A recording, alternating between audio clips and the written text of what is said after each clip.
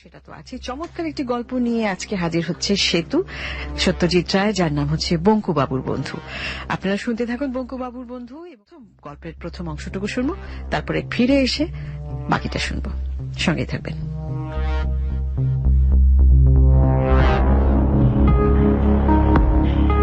বঙ্কুবাবুকে কেউ কোনোদিন রাগ করতে দেখেনি। সত্যি বলতে কি, তিনি রাগলে যে কিরকম ব্যাপারটা হবে, কি যে বলবেন বা কি যে করবেন, সেটা আন্দাজ করা ভারী শক্ত।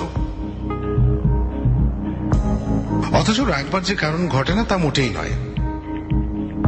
আজ 22 বছর তিনি কাকুরগাছি প্রাইমারি স্কুলে ভূগোল বা বাংলা পড়িয়ে আসছেন। এর মধ্যে কত ছাত্র এলো গেল, কিন্তু বঙ্কুবাবুর পেছনে লাগা, ব্ল্যাকবোর্ডে তার ছবি আঁকা, তার বসবার চেয়ারে কাবের আঠা মাখিয়ে রাখা, কালী পুজোর রাতে তার পেছনে ছুঁচোবাজি ছেড়ে দেয়া, এসবই এই 22 বছর ধরে ছাত্র পরম্পরায় চলে আসছে। বঙ্কুবাবু কিন্তু কখনো রাগেননি। কেবল মাঝে মাঝে গলা খাকারি দিয়ে বলেছেন, ছি।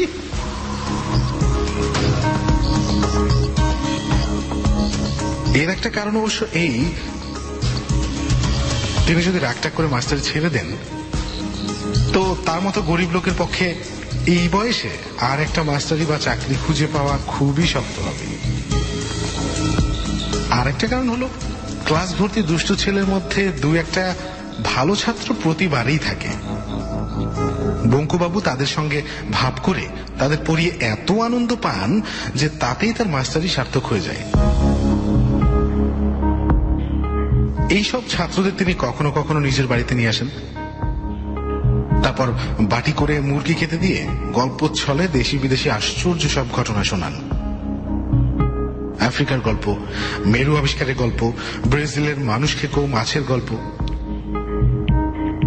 সমুদ্র গর্ভে তলিয়ে যাওয়া আটলান্টিস মহাদেশের গল্প, এসবই বঙ্কুবাবু চমৎকার বলতে পারেন। শনি রবিবার সন্ধ্যাবেলাটা বঙ্কুবাবু যান গ্রামের উকিল শ্রীপতি মজুমদারের আড্ডায়। অনেকবার ভেবেছেন আর যাবেন না, এই শেষবার আর না। কারণ ছাত্রদের টিটকিটি গা শোয়া হয়ে গেলেও বুড়োদের পেছনে লাগাটা যেন কিছুতেই বরদাস্ত হয় না। এই বৈঠকে তাকে নিয়ে যে ধরনের ঠাট্টা তামাশা চলে, সেটা সত্যি মাঝে মাঝে সহ্যের সীমা ছাড়িয়ে যায়।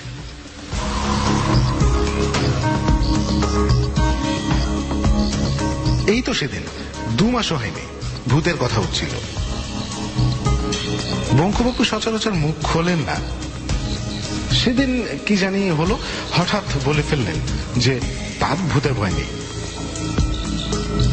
আর যায় কোথায়, এমন সুযোগ কি এসব লোক ছাড়ে? রাত্রে বাড়ি ফেরার পথে বঙ্কুবাবুকে যাচ্ছে তাই ভাবে নাজেহাল হতে হলো।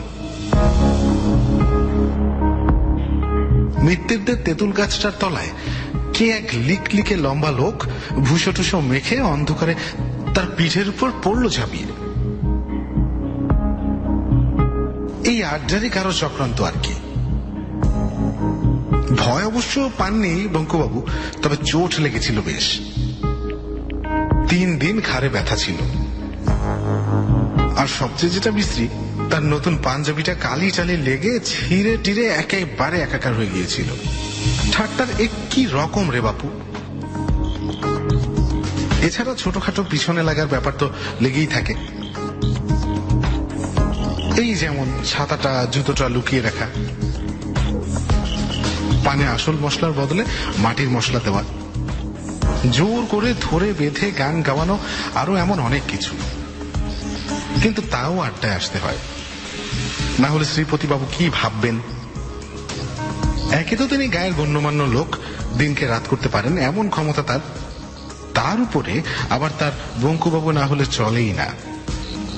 তিনি বলেন, একজন থাকবে যাকে নিয়ে বেশ রসিয়ে রগর করা চলবে, নইলে আর আড্ডা। ডাকো ডাকো বঙ্কু বিহারীকে।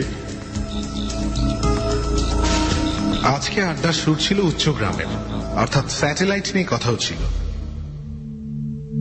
আজই সন্ধ্যায় সূর্য ডোবার কিছুক্ষণ পরে উত্তর দিকের আকাশে একটি চলন্ত আলো দেখা গেছে। মাস তিনেক আগেও একবার ওই রকম আলো দেখা গিয়েছিল এবং তাই নিয়ে আড্ডার বিস্তর গবেষণা চলেছিল। পরে জানা যায় ওটা একটা রাশিয়ান স্যাটেলাইট। খটকা না ফোসকা এই গোছের কি যেন একটা নাম। সেটা নাকি 400 মাইল উপর দিয়ে বন বন করে পৃথিবীর চারিদিকে ঘুরছে এবং তার থেকে নাকি বৈজ্ঞানিকেরা অনেক নতুন নতুন তথ্য জানতে পারছেন। আজকের আলোটা বঙ্কুবাবু প্রথম দেখেছিলেন। তারপর তিনি সেটা নিধু মুক্তারকে ডেকে দেখান। কিন্তু আড্ডা এসে বঙ্কুবাবু দেখলেন যে নিধুবাবু অম্লান বদনে প্রথম দেখার ক্রেডিটটা নিজেই নিয়েছেন এবং সেই নিয়ে খুব বড়াই করছেন। বঙ্কুবাবু কিচ্ছু বললেন না। স্যাটেলাইট সম্বন্ধে এখানে তেমন কেউ কিছুই জানে না, তবে এসব কথা বলতে তো আর টিকিট লাগে না বা বললে পুলিশেও ধরে না, তাই সবাই ফোরন দিচ্ছে। চণ্ডীবাবু বললেন, যাই বলো বাপু, এসব স্যাটেলাইট নিয়ে খামোখা মাথা কামানো আমাদের শোভা পায়? আমাদের কাছে ও যা ওই সাপের মাথার মনিও তাই। কোথায় আকাশের কোন কোণে আলোর ফুটকি দেখছো তাই নিয়ে খবরের কাগজে লিখছে, আর তাই পরে তুমি বৈঠকখানায় বসে পান চিবুতে চিবুতে বাহাবা দিচ্ছ। যেন তোমারই কীর্তি, তোমারই গৌরব, হাততালিটা যেন তোমারই পাওনা। রামকানাইয়ের বয়সটা কম, সে বলল, আমার না হোক, মানুষের তো সবার উপর তো মানুষ সত্য নাকি? চণ্ডীবাবু বললেন, রাখো রাখো যত সব মানুষ, তো কি বাদর বানাবে স্যাটেলাইট? মানুষ ছাড়া আর আছে কি? নিধু মুক্তার বললেন, আচ্ছা বেশ, তোমাদের ওই স্যাটেলাইটের কথা ছেড়ে দিলাম, তাতে না হয় লোক চোখ নেই, কেবল একটা যন্ত্র পাকাচ্ছে। তা সে তো লাঠিও খায় নাকি, সুইচ টিপলে পাকাও ঘোরে। যাকে, কিন্তু রকেটের ব্যাপারটা তো নেহাত ফেলা নয় ভায়া, কি বুঝছো? চণ্ডীবাবু নাকশিটকে বললেন, রকেট রকেট ধুয়ে কোন জলটা খাবে শুনি? রকেট তাও বুঝতুম যদি, হ্যাঁ এই আমাদের দেশেই তৈরি হলো, ঘরের মাঠ থেকে ছাড়লে সেটা চাঁদাতে দেতাক করে আমরা গিয়ে টিকিট কিনে দেখে এলুম, তাও একটা মানে তো হতো নাকি? রামকানাই বলল, ঠিকই বলেছেন, আমাদের কাছে রকেটও যা, ঘোড়ার ডিমও তো তাই।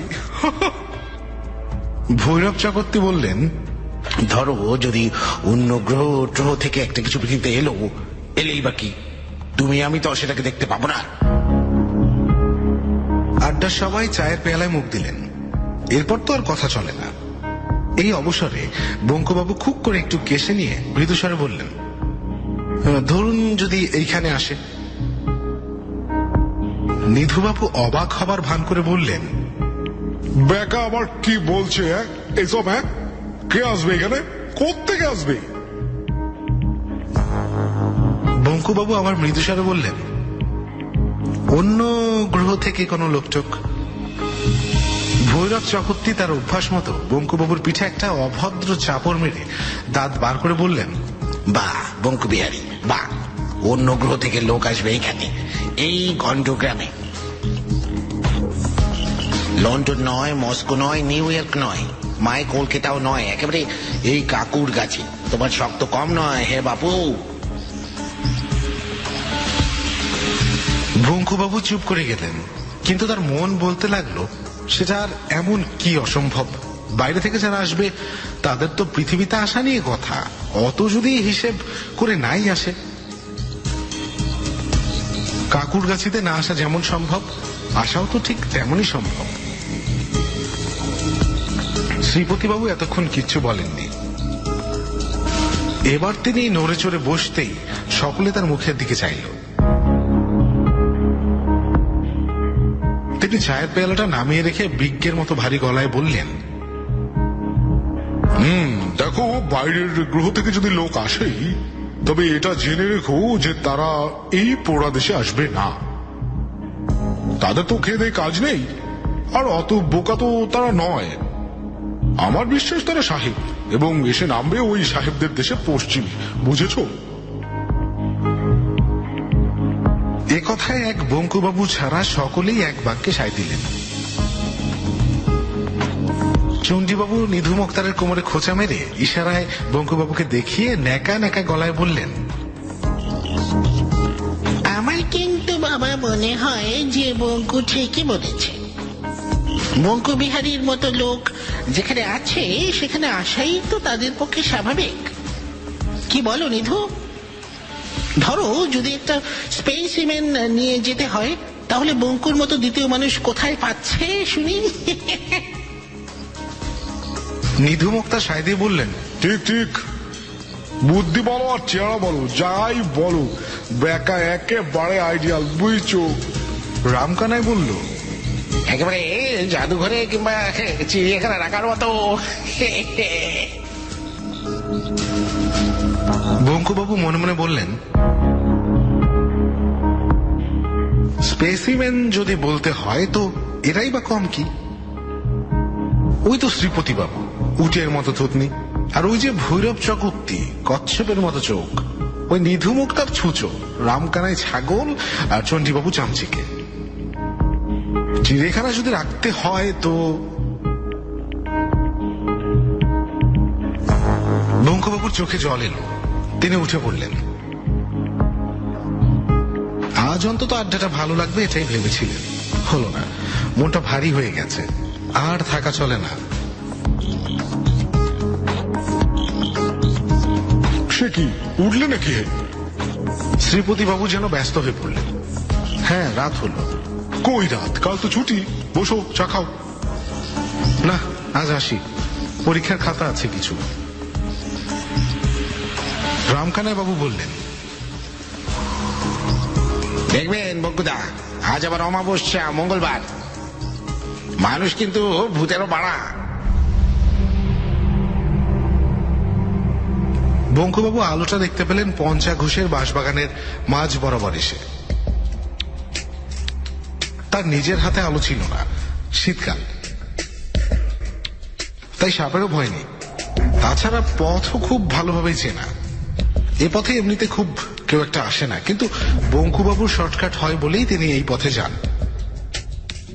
কিছুক্ষণ থেকেই তার কেমন জানি খটকা লাগছিল। অন্যদিনের চেয়ে কি জানি একটা অন্যরকম ভাব, কিন্তু সেটা যে কি তা বুঝতে পারছিলেন না। হঠাৎই খেয়াল হলো যে বাঁশবনে আজ ঝিঝি ডাকছে না, একদমই না। সেইটাই শুধু তফাৎ। অন্যদিন যতই বনের ভিতরে ঢোকেন ততই ঝিঝির ডাক বাড়ে, আজ ঠিক তার উল্টো। তাই এমন থমথমে ভাব। ব্যাপার কি?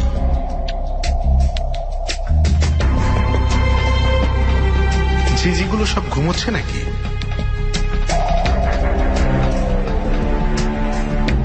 ভাবতে ভাবতে হাত বিষে গিয়ে পূব দিকে চোখ যেতেই আলোটা দেখতে পেলেন। প্রথমে মনে হলো বুঝি আগুন লেগেছে। বনের মধ্যেখানের ফাঁকাটায় যেখানে ডোবাটা রয়েছে তার চারপাশে বেশ খানিকটা জায়গা জুড়ে গাছের ডালে ও পাতায় একটা গোলাপি আভা, আর নিচে ডোবার সমস্ত জায়গাটা জুড়ে উজ্জ্বল গোলাপি আলো। কিন্তু আগুন নয়, কারণ আলোটা স্থির। বঙ্কুবাবু এগোতে লাগলেন। কানের মধ্যে একটা শব্দ আসছে, কিন্তু সেটা যেন ধরাছোঁয়ার বাইরে। হঠাৎ কানে তালা লাগলে যেমন শব্দ হয়, ঠিক সেরকম একটা শব্দ।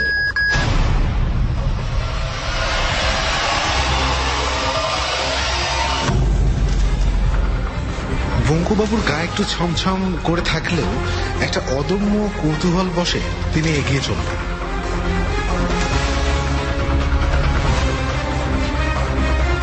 ডোবা থেকে 30 হাত দূরে বড় বাঁশঝাড়টা পেরোতেই তিনি জিনিসটা দেখতে পেলেন। একটা অতিকায় উপুর করা কাচের বাটির মতো জিনিস সমস্ত ডোবাটাকে আচ্ছাদন করে পড়ে আছে, এবং তার প্রায় স্বচ্ছ ছাউনির ভিতর থেকে একটা তীব্র অথচ স্নিগ্ধ গোলাপি আলো বিচ্ছুরিত হয়ে চতুর্দিকে বনকে আলো করে দিচ্ছে। এমন অদ্ভুত দৃশ্য বঙ্কুবাবু স্বপ্নেও কখনো দেখেননি।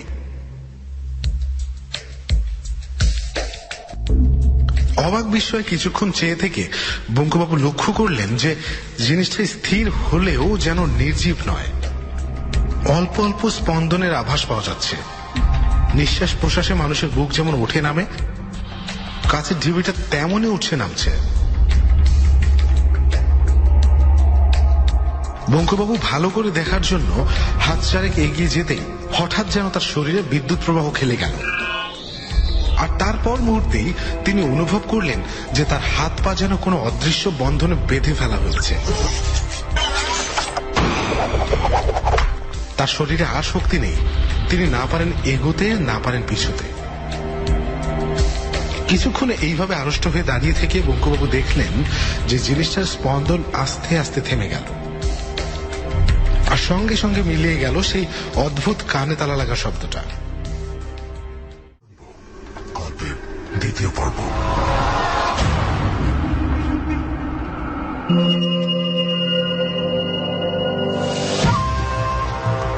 তারপর হঠাৎ রাতের নিস্তব্ধতা ভেদ করে কতকটা মানুষের মতো কিন্তু অত্যন্ত মিহি গলার চিৎকার এলো।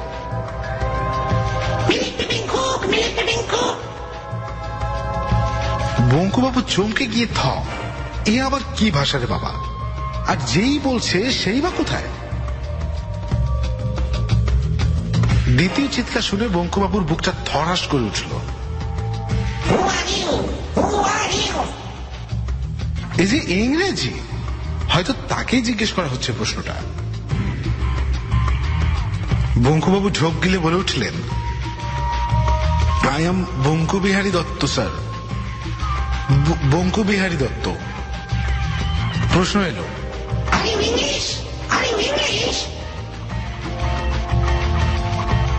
বঙ্কুবাবু চেঁচিয়ে বললেন, no sir, Bengali Kayastha sir.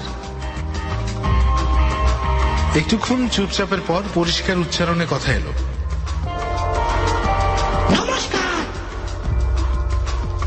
Bankubabu হাঁপ ছেড়ে বললেন, নমস্কার। বলার সঙ্গে সঙ্গে লক্ষ্য করলেন যে তার হাত পায়ের বাঁধনগুলো যেন আপনা থেকে আলগা হয়ে গেল। তিনি ইচ্ছা করলেই পালাতে পারেন, কিন্তু পালালেন না, কারণ তিনি দেখলেন সেই অতিকায় কাচের ঢিবির একটা অংশ আস্তে আস্তে দরজার মতো খুলে যাচ্ছে। সেই দরজা দিয়ে বেরিয়ে এলো প্রথম একটা মসৃণ বলের মতো মাথা, তারপর একটা অদ্ভুত প্রাণীর মতো সমস্ত শরীর।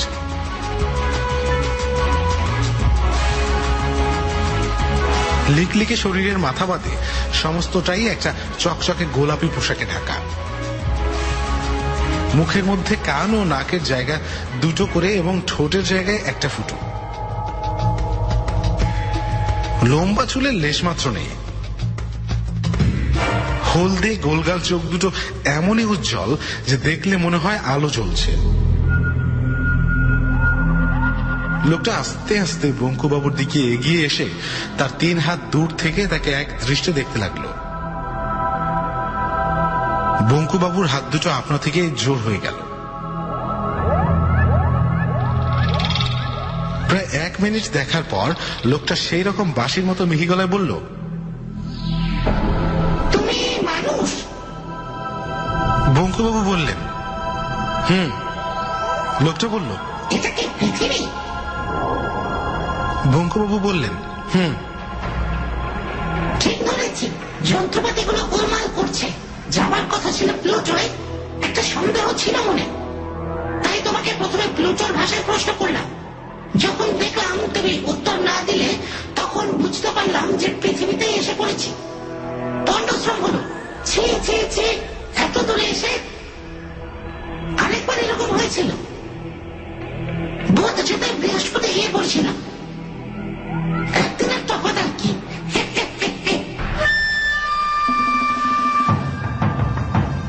বঙ্কুবাবু কি বলবেন বুঝতে পারলেন না। তাছাড়া ওর এমনিতেই অস্বস্তি হচ্ছিল, কারণ লোকটা সরু সরু আঙুল দিয়ে ওর হাত পা টিপে টিপে দেখতে আরম্ভ করেছে। টেপা শেষ করে লোকটা বলল, আমি ক্রেনিয়াস গ্রহের এক মানুষের চেয়ে অনেক উচ্চ স্তরের প্রাণী। এই লিকলিকে 4 ফুট লোকটা মানুষের চেয়ে উচ্চ স্তরের প্রাণী? বললেই হলো। বঙ্কুবাবুর হাসি পেল। লোকটা কিন্তু আশ্চর্যভাবে বঙ্কুবাবুর মনের কথা বুঝে ফেলল। সে বলল, অবিশ্বাস করার কিছু নেই, প্রমাণ আছে। তুমি কটা ভাষা জানো? বঙ্কুবাবু মাথা চুলকিয়ে বললেন, বাংলা, ইংরেজি আর মানে হিন্দিটা। মানে আড়াইটে? হ্যাঁ। আমি জানি 14,000। তোমাদের সৌরজগতে এমন ভাষা নেই যা আমি জানি না। তাছাড়া আরো 31টি বাইরের গ্রহের ভাষা আমার জানা আছে। এই 25টি গ্রহে আমি নিজে গিয়েছি। তোমার বয়স কত? 50। আমার 833। তুমি জানোয়ার খাও? বঙ্কুবাবু সেদিন কালী পুজোয় পাঁঠার মাংস খেয়েছেন, না বলেন কি করে? অ্যাং বলল, আমরা খাই না। বেশ কয়েকশো বছর হলো ছেড়ে দিয়েছি। আগে খেতাম, হয়তো তোমাকেও খেতাম। বঙ্কুবাবু ঢোক গিললেন।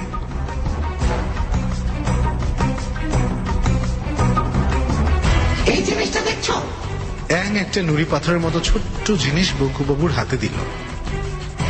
সেটায় হাত ঠেকতেই বঙ্কুবাবুর সর্বাঙ্গে আবার এমন একটা শিহরণ খেলে গেল যে তিনি তৎক্ষণাৎ ভয়ে পাথরটা ফেরত দিয়ে এলেন।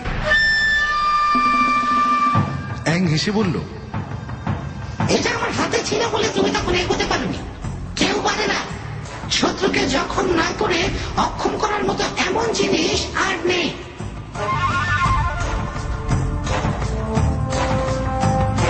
বঙ্কুবাবু এবার সত্যিই অবাক হতে শুরু করেছেন। অ্যাং বলল, এমন কোন জায়গা বা দৃশ্য আছে যা তোমার দেখতে ইচ্ছে করছে কিন্তু হয়ে উঠছে না? বঙ্কুবাবু ভাবলেন সারা পৃথিবীটাই তো তার দেখা বাকি। ভূগোল পড়ান, অথচ বাংলাদেশের গুটিগত গ্রাম ও শহর ছাড়া আর কি দেখেছেন তিনি? বাংলাদেশেরই বা কি দেখেছেন? হিমালয়ে বরফ দেখেননি, দীঘার সমুদ্র দেখেননি, সুন্দরবনের জঙ্গল দেখেননি, এমনকি শিবপুরের বাগানের সেই বট গাছটা পর্যন্ত দেখেননি। মুখে বললেন অনেক কিছুই তো দেখেনি। ধরুন গরম দেশের মানুষ, তাই নর্থ পোলটা দেখতে খুবই ইচ্ছে করে।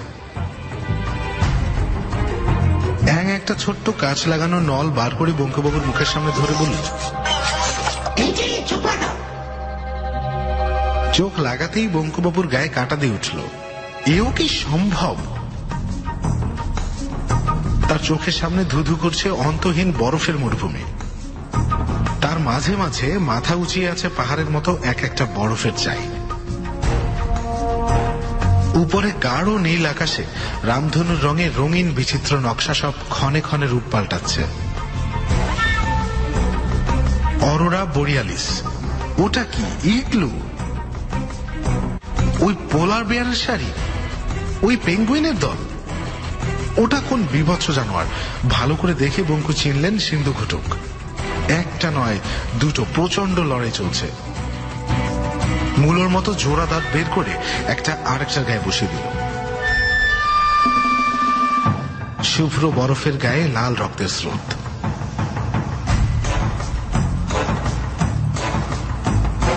পৌষ মাসের শীতে বরফের দৃশ্য দেখে বঙ্কুবাবুর ঘাম ঝরতে শুরু করলো। অ্যাং বলল, ব্রাজিলে যেতে ইচ্ছে করছে না? বঙ্কুবাবুর মনে পড়ে গেল সেই মাংস খেকো পিরানহা মাছ। আশ্চর্য, লোকটা তার মনের কথা টের পায় কি করে? বঙ্কুবাবু আবার চোখ লাগালেন। গভীর জঙ্গল, দুর্ভেদ্য অন্ধকারে লতাপাতার ফাঁক দিয়ে গলে আসা ইতস্তত রোদের ছিটে ফোটা। একপাশে একটা প্রকাণ্ড গাছ, তা থেকে ঝুলছে ওটা কি? সর্বনাশ! এত বড় সাপ বঙ্কুবাবু জীবনে কখনো কল্পনাও করতে পারেননি। হঠাৎ তার মনে পড়ে গেল কোথায় যেন পড়েছেন ব্রাজিলের অ্যানাকোন্ডা, অজগরের বাবা। কিন্তু মাছ কই? ওই যে একটা খাল, দুপাশে ডাঙায় কুমির রোদ পোহাচ্ছে, সার সার কুমির। তার একটা নড়ে ওঠে, জলে নামবে। ওই নেমে গেল সরাত। বঙ্কুবাবু যেন শব্দটাও শুনতে পেলেন, কিন্তু এ কি ব্যাপার? কুমিরটা এমন বিদ্যুৎ বেগে জল ছেড়ে উঠে এলো কেন? কিন্তু এ কি সেই একই কুমির? বঙ্কুবাবু বিস্ফোরিত চোখে দেখলেন যে কুমিরটার তলার অংশটায় মাংস বলে প্রায় কিছুই নেই, খালি হাড়। আর শরীরের বাকি অংশটা গোগ্রাসে গিলে চলছে 5টি দাঁতাল রাক্ষসী মাছ, পিরানহা মাছ। বঙ্কুবাবু আর দেখতে পারলেন না, তার হাত পা কাঁপছে, মাথা ভো ভো করছে। এখন বিশ্বাস হয় আমরা শ্রেষ্ঠ? বঙ্কুবাবু জিভ দিয়ে ঠোঁট চেটে বললেন, তা তো বটেই, নিশ্চয়ই, বিলক্ষণ, 100 বার। অ্যাং বলল, তোমায় দেখে এবং তোমার হাতটা টিপে মনে হচ্ছে যে তুমি নিকৃষ্ট প্রাণী এবং মানুষ হিসেবে খারাপ নাও। তবে তোমার দোষ হচ্ছে তুমি অতিরিক্ত নিরীহ, তাই তুমি জীবনে উন্নতি করনি। অন্যের প্রতিবাদ না করা বা নীরবে অপমান সহ্য করা, এসব শুধু মানুষ কেন, কোনো প্রাণেরই শোভা পায় না। যাক, তোমার সাথে আলাপ করার কথা ছিল না, হয়ে ভালোই লাগলো। তবে পৃথিবীতে বেশি সময় নষ্ট করে লাভ নেই, আমি বরং আসি। বঙ্কুবাবু বললেন, আসুন অ্যাংবাবু, আমিও আপনার সঙ্গে আলাপ করে খুব। বঙ্কুবাবুর কথা শেষ হলো না। চোখের পলকে কখন যে অ্যাং রকেটে উঠে পড়ল এবং কখন যে সেই রকেট পঞ্চাঘোষের বাসবঞ্চের উপর উঠে অদৃশ্য হয়ে গেল, তা যেন বঙ্কুবাবু টেরই পেলেন না। হঠাৎ তার খেয়াল হলো যে আবার ঝিঝি ডাকতে শুরু করেছে। রাত হয়ে গেল অনেক। বাড়ির দিকে হাঁটতে শুরু করে বঙ্কুবাবু তার মনে একটা আশ্চর্য ভাব অনুভব করলেন। কত বড় একটা ঘটনা যে তার জীবনে ঘটে গেল, এই কিছুক্ষণ আগেও তিনি সেটা উপলব্ধি করতে পারেননি। কোথাকার কোন সৌরজগতের এক গ্রহ, তার নামও হয়তো কেউ শোনেনি, তারই একজন লোক তো নয়, অ্যাং, তার সঙ্গে এসে আলাপ করে গেল। কি আশ্চর্য, কি অদ্ভুত! সারা পৃথিবীতে আর কারোর সঙ্গে নয়, কেবল তার সঙ্গে। তিনি শ্রী বঙ্কবিহারী দত্ত, কাকুরগাছি প্রাইমারি স্কুলে ভূগোল এবং বাংলা শিক্ষক।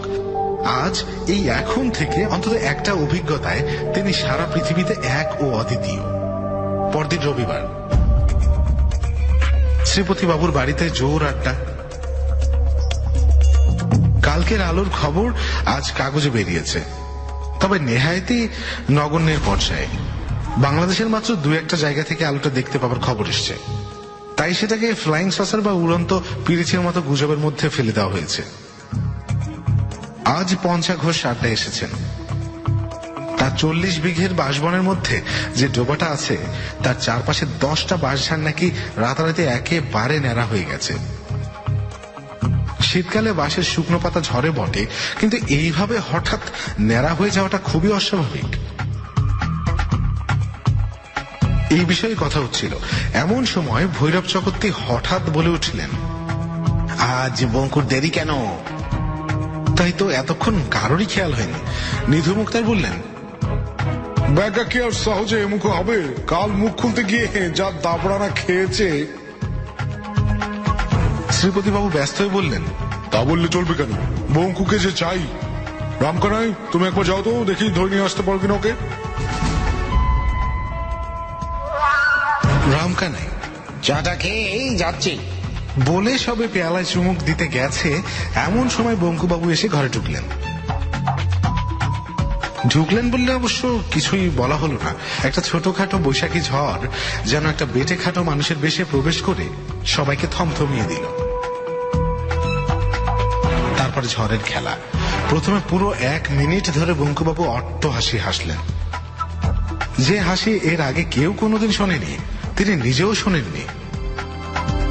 তারপর সেই হাসি থামিয়ে একটা প্রচন্ড গলা খাকানি দিয়ে গম্ভীর গলায় বলতে শুরু করলেন, বন্ধুগণ, আমি অত্যন্ত আনন্দের সঙ্গে জানাচ্ছি যে আজ এই আড্ডায় আমার শেষ দিন। আপনাদের দলটি ছাড়ার আগে আমি কয়েকটি কথা আপনাদের বলে যেতে চাই এবং তাই আজ এখানে আসা। 1 নম্বর, সেটা সকলের সম্বন্ধেই খাটে। আপনারা সবাই বড্ড বাজে বকেন। যে বিষয় জানেন না সে বিষয়ে বেশি কথা বললে লোকে বোকা বলে। 2 নম্বর, এটা চণ্ডীবাবুকে বলছি, আপনাদের বয়সে পরের ছাতা জুতো লুকিয়ে রাখা শুধু অন্যায় নয়, ছেলে মানুষই। দয়া করে আমার ছাতাটা ও খয়েরি ক্যাম্বিসের জুতোটা কালকের মধ্যে আমার বাড়িতে পৌঁছে দেবেন। নিধুবাবু, আপনি যদি আমাকে বেকা বলে ডাকেন তবে আমি আপনাকে ছেদা বলে ডাকবো, আপনাকে সেইটাই মেনে নিতে হবে। আর শ্রীপতি বাবু, আপনি গণ্যমান্য লোক, আপনার মোসাহেবের প্রয়োজন হবে বই কি। কিন্তু জেনে রাখুন যে আজ থেকে আমি আর ও দলে নেই। যদি বলেন তো আমার পোষা হুলোটাকে বাঁচিয়ে দিতে পারি, ভালো পা চাটতে পারে। ওহো, পঞ্চবাবু এসেছেন দেখছি, আপনাকেও খবরটা দিয়ে রাখি।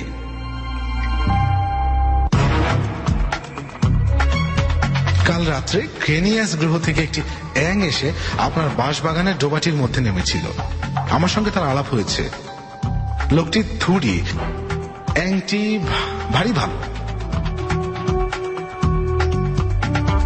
এই বলে বঙ্কুবাবু তার বা হাত দিয়ে ভৈরব চক্রবর্তীর পিঠে একটা চাপড় মেরে সদর্পে শ্রীপতি বাবুর ঘর থেকে বেরিয়ে গেলেন। ঠিক সেই মুহূর্তে রামকানাইয়ের হাত থেকে চা ভর্তি পেয়ালাটা পড়ে গিয়ে সবার কাপড় চোপড়ে গরম চা ছিটিয়ে চুরমার হয়ে গেল। এসএমএস পড়বার শেষ হয়ে গেছে বঙ্কু বাবুর বন্ধু, যেটা পড়ে শোনালো সেতু এতক্ষণ, সত্যজিৎ রায়ের গল্প। চমৎকার একটি গল্প এবং আমার ভীষণ পছন্দের গল্প, আমি বহুবার পড়েছি গল্পটি। পার্ট 1 আর আজকে শুনবেন এক্সোসিস্ট পার্ট 2 101তম পর্বে। আর এতে নাট্যরূপ দিয়েছেন শেগুফতা আবিদ শাড়ি এবং সাউন্ডে ছিলেন আমাদের সাউন্ড এডিটর খালিদ এবং বিভিন্ন চরিত্রে অভিনয় করেছেন, তাদের নামে এখনই আর না বলি, পরে বলি, কারণ হাতে সময় খুব কম। আমরা গতবার যেখান থেকে শুনেছি তারপর থেকে নিশ্চয়ই মনে আছে, তারপর থেকে প্রথম পর্বটি শুনবো।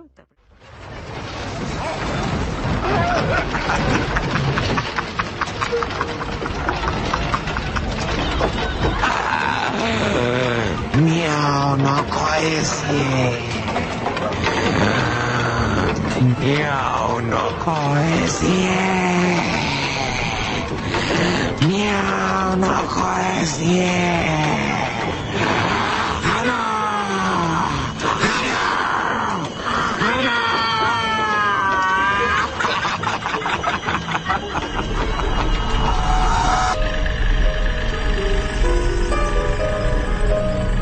রেগানের অস্বাভাবিকতা দিন দিন বেড়েই চলেছে। ওর চেহারাও বদলে কেমন। সেই রাতে ফাদার ডেমিয়ানের ঠিক ঘুম এলো না। এক ধরনের অবশ আচ্ছন্নতার মধ্যে বিচিত্র এক স্বপ্ন দেখলেন তিনি, যেন তিনি ম্যানহাটনের এক বহুতল ভবনের জানালা দিয়ে বাইরে তাকিয়ে আছেন। নিচের রাস্তায় অসংখ্য লোকজন যাওয়া আসা করছে। হঠাৎ দেখতে পেলেন এক বৃদ্ধা রাস্তার মাঝখানে হতভম্ব হয়ে দাঁড়িয়ে আছে, কি করবে ঠিক বুঝতে পারছে না, ঠিক দিশেহারা ভঙ্গি। হঠাৎই বৃদ্ধা ডেমিয়ান ডেমিয়ান করে ডাকতে থাকলো, যেন সে কোনো কারণে প্রচন্ড ভয় পেয়েছে। বৃদ্ধা এবার ছুটতে শুরু করলেন, আর আধো ঘুমের মধ্যে ফাদার ডেমিয়ান মা মা বলে ডাকতে লাগলেন। নিজেরই ডাকে নিজের ঘুম ভেঙে বুঝতে পারলেন এতক্ষণ তিনি তার মাকেই স্বপ্ন দেখছিলেন। মনে হতে টের পেলেন চোখের পানিতে তার বালিশ ভিজে গেছে। এদিকে ক্রিসের বাড়িতে অনেক রাতে কলিং বেল বেজে উঠল। রাত তখন প্রায় 10টা। এত রাতে আবার কে এলো? কার্লকে দরজা খুলতে না দিয়ে নিজেই দরজা খুলল ক্রিস।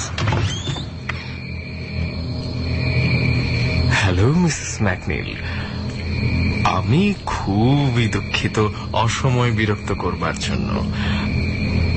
আমি lieutenant William Kinderman, detective, homicide ডিপার্টমেন্টের। আমার অনেক বড় সৌভাগ্য যে মুখোমুখি আপনার সঙ্গে দেখা হলো। আপনাকে পর্দায় অসংখ্যবার দেখেছি। হ্যালো, তা আমি আপনার জন্য কি করতে পারি বলুন? কিছুই না, একেবারেই কিছু না। রুটিন মাফিক 2-1টা প্রশ্ন করব শুধু। প্রশ্নগুলো কি বাগডেনেন্স সংক্রান্ত? হ্যাঁ, তাই। একটা লজ্জার ব্যাপার, তাই না? বাঘ কি খুন হয়েছে? আর এই জন্যই কি আপনি এখানে এসেছেন? না না, সেসব কিছু না। একজন বিখ্যাত মানুষের মৃত্যু তো, কাজেই পরিচিত 2-1জনকে 2-1টা প্রশ্ন করা, এই আর কি। বার্কের কি টাকা পয়সা কিছু চুরি গেছে? একটা পয়সাও না।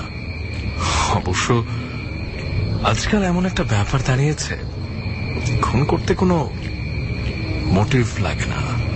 আসল জিনিস হচ্ছে ড্রাগস, এলএসডি। আজকালকার ছেলে মেয়েদের যা অবস্থা। তা আপনার কি ছেলে মেয়ে আছে? হ্যাঁ, একটা মেয়ে। বয়স কত? কয়েকদিন আগে 12 হলো। ও, তাহলে তো আপনার চিন্তার কিছু নেই। বয়স হলেই মুশকিল। দুনিয়ার আগের মতো নেই মিসেস ম্যাকনিল।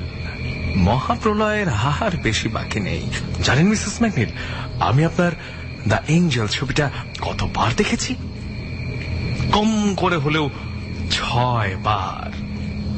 আর যতবার দেখেছি হাওমাও করে কেঁদেছি। বড্ড ইমোশনাল ছবি। আচ্ছা, সে যাকে। বার্ব ডেনিংস যেদিন মারা যান, তিনি কি সে রাতে এ বাড়িতে এসেছিলেন? হ্যাঁ। কেন? কখন এসেছিলেন? 7টার দিকে। হ্যাঁ, এখন সব পরিষ্কার। মদ খেয়ে মাতাল অবস্থায় পা ফসকে পানির মতো পরিষ্কার। আচ্ছা, রেকর্ড ঠিক রাখার জন্য আর একটা প্রশ্ন। কটার সময় তিনি বিদায় নিয়েছিলেন? আমি ঠিক জানি না, আমি সে সময় বাসায় ছিলাম না, আমার সাথে ওর দেখা হয়নি। তাহলে আপনি কিভাবে বুঝলেন যে তিনি 7টার সময় এ বাড়িতে এসেছিলেন? শারনের কথা থেকে অনুমান করেছি। শারন স্পেন্সার, আমার সেক্রেটারি।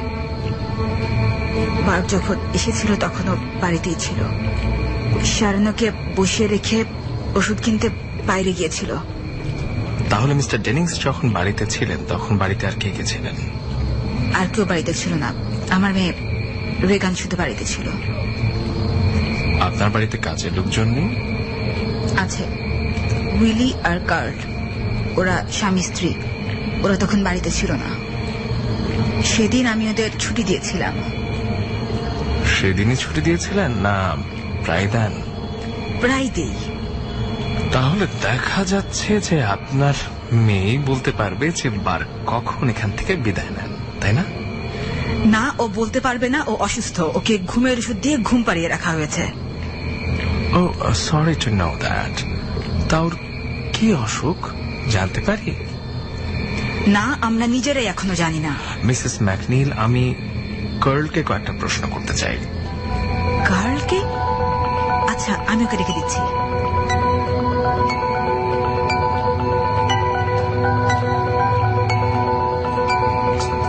কি প্রশ্ন করতে চান করুন। মিস্টার কার্ল, আপনি কয়টায় বাড়ি ফিরেছিলেন? আমি সিনেমা দেখে বাড়ি ফিরেছি রাত 9:35-এ। ও, তা কি মুভি দেখলেন? লিওর প্লেস থিয়েটারে। ছবিটা শুরু হয়েছে ঠিক 6টায়, শেষ হয়েছে ঠিক 8টায়। শেষ হওয়া মাত্র আমি বাসে উঠলাম। না না, এত সব বলতে হবে না, কোনো প্রয়োজন নেই। প্রয়োজন না থাকলেও আমি বলতে চাই, আমি এম স্ট্রিটে বাস থেকে নেমে হেঁটে বাড়ি ফিরেছি। আহা, কে জানতে চাচ্ছে সব? ছবিটা কেমন ছিল সেটা বলুন না। ছবিটা ভালো। ও, ভালো।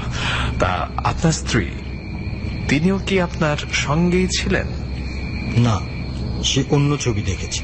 তিনি কি ছবি দেখেছেন? বিটলসদের একটা ছবি। ঠিক আছে ঠিক আছে, আপনি এখন যান, আমি উঠি। এত রাতে আপনাদেরকে অনেক বিরক্ত করে ফেলেছি মিসেস ম্যাকনিল, খুবই দুঃখিত। তা আপনার মেয়ের জন্য কোনো ভালো ডাক্তারের ব্যবস্থা করেছেন কি মিসেস ম্যাকনিল? হ্যাঁ, আপনি এখন আসতে পারেন মিস্টার কিন্ডারম্যান। রাত আসলেই অনেক হয়েছে। জি অবশ্যই মিসেস ম্যাকনিল, আমি আজ উঠি। Good night.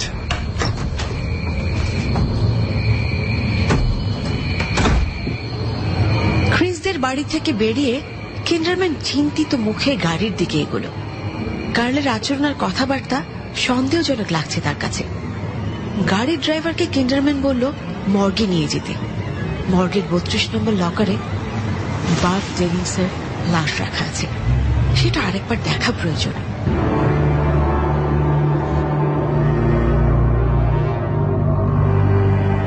কিন্ডারম্যান অনেকক্ষণ ধরে বার্ব ডেনিংসের লাশটার দিকে তাকিয়ে থাকলো।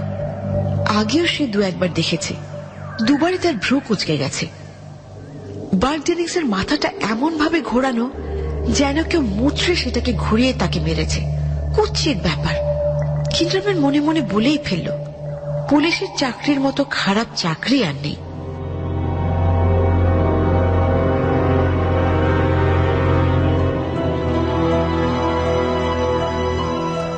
পরদিন বিকেল। ক্রিস একজনের জন্য অপেক্ষা করছিল।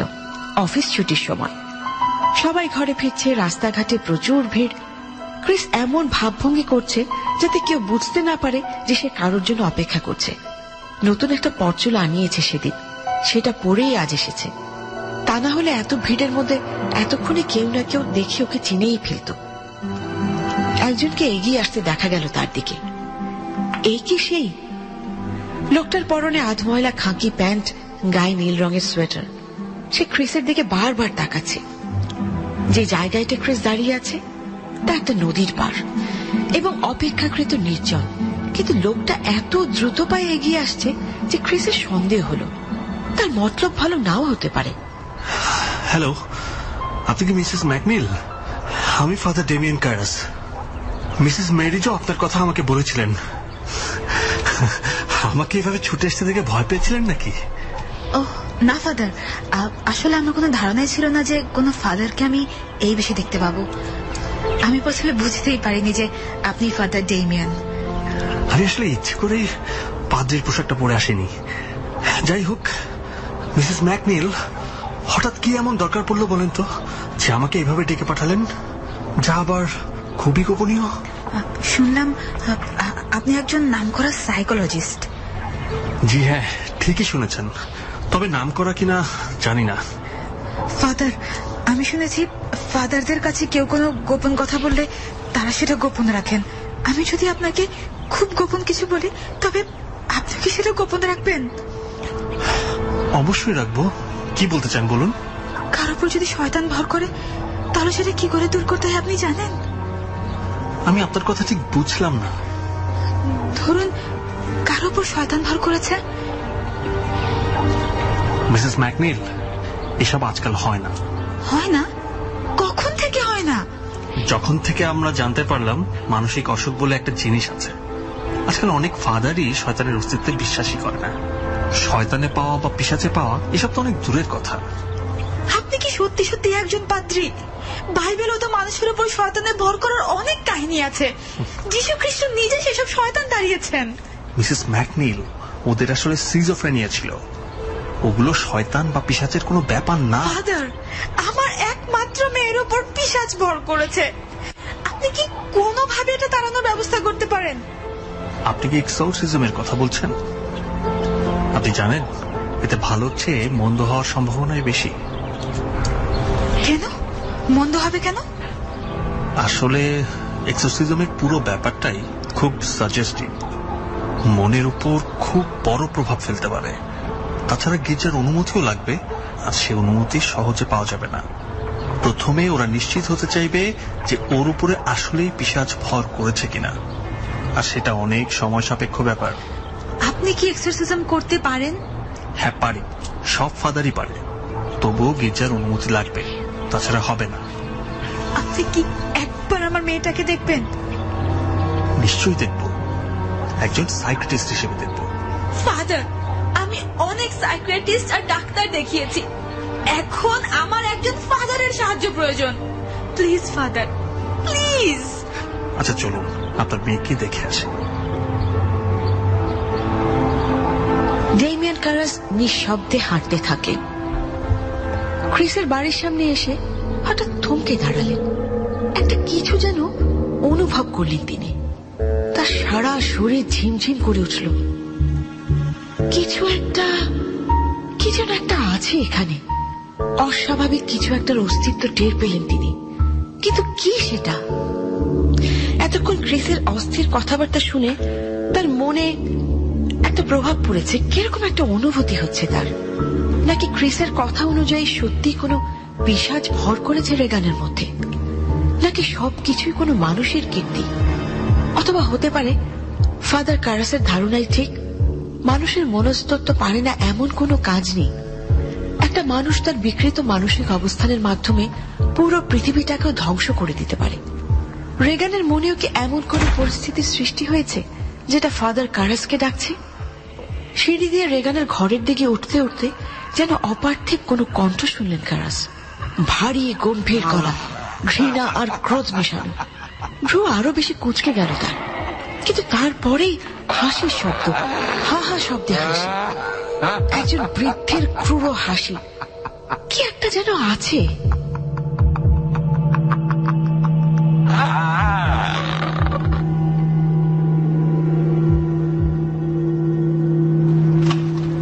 দরজার হাতল ধরতেই ভেতরের সমস্ত শব্দ থেমে গেল। শুনশান নীরবতা। ঘরের ভেতর ঢুকে অনেকক্ষণ ফাদার কারাস কোনো কথা বলতে পারলেন না। কঙ্কালসার সেই বস্তুটি বিছানায় দড়ি দিয়ে বাঁধা। এটাই কি 12 বছরের রেগান? তাকিয়ে আছে তীক্ষ্ণ দৃষ্টিতে। দৃষ্টিতে বুদ্ধির দীপ্তি খুব স্পষ্টভাবেই বোঝা যায়, কিন্তু কি ভয়ঙ্কর চাহনি। ফাদার ডেমিয়ান কারাস চেয়ার টেনে রেগানের সামনে বসলেন। আগের মতো রেগান তীক্ষ্ণ চোখ দিয়ে তাকে দেখছে। রেগানের মুখে হালকা বিদ্রুপের হাসি দেখা গেল, যেন বহু কষ্টে সে নিজেকে অট্টহাসি থেকে বিরত রেখেছে। ফাদার বন্ধুর মতো হাত বাড়িয়ে নরম সুরে বললেন, কেমন আছো রেগান? আমি তোমার মায়ের একজন বন্ধু। তোমার মা বললেন তুমি অসুস্থ, তাই তোমাকে সাহায্যের জন্য আমি এসেছি। শেষ পর্যন্ত তোমাকে ধরে এনেছে। হ্যাঁ, আমি তোমাকে সাহায্য করবার জন্য এসেছি। ভালো, আমার এখন কিছু সাহায্যের দরকার। এই মুহূর্তে দড়ির বাঁধনগুলো খুলে দাও তো দেখি। চটপট। ওগুলো তোমাকে খুব কষ্ট দিচ্ছে বুঝি? কষ্ট কষ্ট না, মহা বিরক্তিকর ব্যাপার।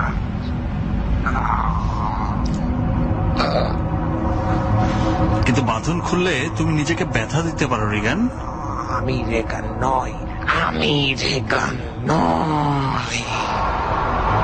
ও, তুমি রেগান নও? আমি বুঝতে পারিনি, আমাদের তো পরিচয়ই হয়নি। আমার নাম ডেমিয়ান ক্যারাস। তোমার নাম? আমি পিশাচ, আমি পিশাচ। শয়তানও বলতে পারো। ভালো, খুবই ভালো। একজন শয়তানের সাথে কথা বলতে পেরে খুবই ভালো লাগলো। তাহলে কিছু কথাবার্তা হয়ে যাক। কথা বলতে চাও, কিন্তু এরকম হাত পা বাঁধা অবস্থায় আমি কথা বলতে পারি না, বুঝলে? কথা বলার সময় আমার হাত পা নাড়াতে পছন্দ করি। পুরনো অভ্যাস। এখন দয়া করে বাঁধনগুলো খুলবে। তুমি তো শয়তান, তো শয়তান হলে নিজেই তো বাঁধন খুলতে পারো, তাই না? শয়তানের তো অনেক ক্ষমতা। তুমি ইচ্ছে করলে দড়িগুলো শূন্যেও মিলিয়ে দিতে পারো। তা পারি, তবে আমি ক্ষমতার নমুনা দেখাতে পছন্দ করি না। ব্যাপারটা তাহলে খুব স্থূল হয়ে পড়ে। আমি সব কিছুতে সূক্ষ্মতা পছন্দ করি, কারণ আমি একজন শিল্পী। বুঝলে? বুঝেছি, কিন্তু শয়তানের তো কাজই হচ্ছে মানুষকে ভালো কাজ থেকে বিরত রাখা। কাজেই তোমার চেষ্টা করা উচিত আমি যাতে কোনোভাবেই কোনো ভালো কাজ করতে না পারি, তাই না? তোমার বাঁধন খুলে দেওয়াটাও তো একটা ভালো কাজ। ডেমিয়ান কারাস, তুমি দেখছি একটা শিয়ালের মতোই ধূর্ত। শোনো, তুমি যদি আমার বাঁধন খুলে দাও, তাহলে আমি তোমাকে তোমার ভবিষ্যতের সব কিছু বলে দেব। তাই নাকি? ভবিষ্যৎ বলে দেবে? প্রমাণ কি? আমি শয়তান, আমি শয়তান। আমি সব পারি, সব পারি, সব পারি। ঠিক আছে, তাহলে প্রমাণ দাও দেখি। প্রমাণ দিয়েও লাভ হবে না, তোমার মধ্যে বিশ্বাস খুব কম। তুমি তো ঈশ্বরকেও বিশ্বাস করো না। ঠিক আছে, একটা সহজ প্রমাণই না হয় দাও তুমি। আমি তো ভাবছিলাম তোমার জ্ঞানের পরিধি পরীক্ষা করব। আমি এমন কিছু একটা জিজ্ঞেস করব যার উত্তর শুধু শয়তানি দিতে পারে। বলো তো, রেগান এখন কোথায়?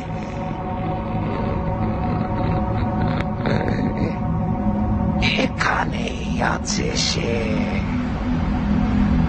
তাই আমি তাকে দেখতে চাই। ওহে ডেমিয়ান কারাস, তুমি ওর সাথে কিছু করতে চাও নাকি? তাহলে প্যান্ট খুলে চলে এসো না, দড়িগুলো খুলে দাও, তারপর দেখো মজা সে কেমন ভক্তি হয়।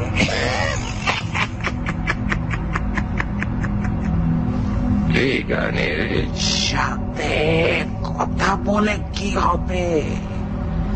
ও তেমন একটা কথা বলতে পারে না। তার মানে তুমি জানো না, তুমি জানো না রেগান এখন কোথায়। অর্থাৎ তুমি শয়তান নও।